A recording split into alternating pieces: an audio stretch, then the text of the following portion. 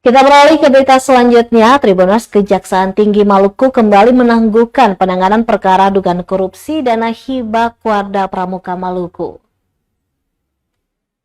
Kejaksaan Tinggi Maluku kembali menangguhkan penanganan kasus dugaan tindak pidana korupsi anggaran hibah APBD Provinsi Maluku kepada Kuarda Pramuka.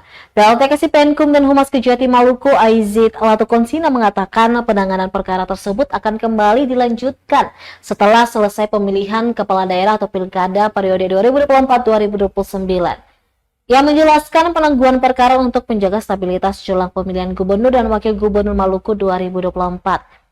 Pasalnya, kasus ini melibatkan peserta pemilu yang diduga dalam hal ini Widya Pratiwi selaku Ketua Kuarda Maluku ataupun mantan Gubernur Maluku Murad Ismail. Namun Latukonsina enggan mengatakan siapa sosok yang terlibat. Ia menegaskan penundaan agar tak terjadi black campaign terhadap para peserta pemilu. Kasus ini sebelumnya juga ditanggungkan menjelang perhelatan pemilu 2024. Pasalnya, Ketua Kuarda Maluku Widya Pratiwi maju sebagai calon legislatif DPR RI Dapil Maluku. Diketahui kasus ini terungkap setelah DPRD Provinsi Maluku menelaah LPG APBD Gubernur Maluku tahun 2022. DPRD menemukan adanya laporan pertanggungjawaban Kuarda Maluku dengan nilai anggaran sebesar 2,5 miliar rupiah yang diduga fiktif. Temuan tersebut kemudian diusut oleh Kejaksaan Tinggi Maluku.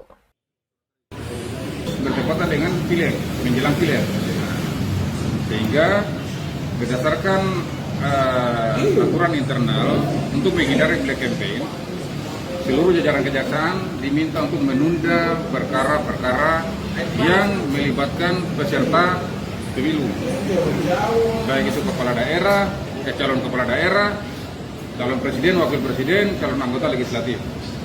Nah, oleh karena ada aturan seperti itu, sehingga penyelidikan tentang Kuarda Pramuka sementara ditangguhkan sampai seluruh tahapan proses pemilu selesai. Gitu. Sampai seluruh tahapan proses pemilu selesai. Nah,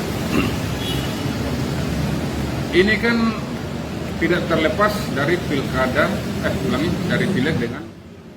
Download Tribun X sekarang, menghadirkan lokal menjadi Indonesia.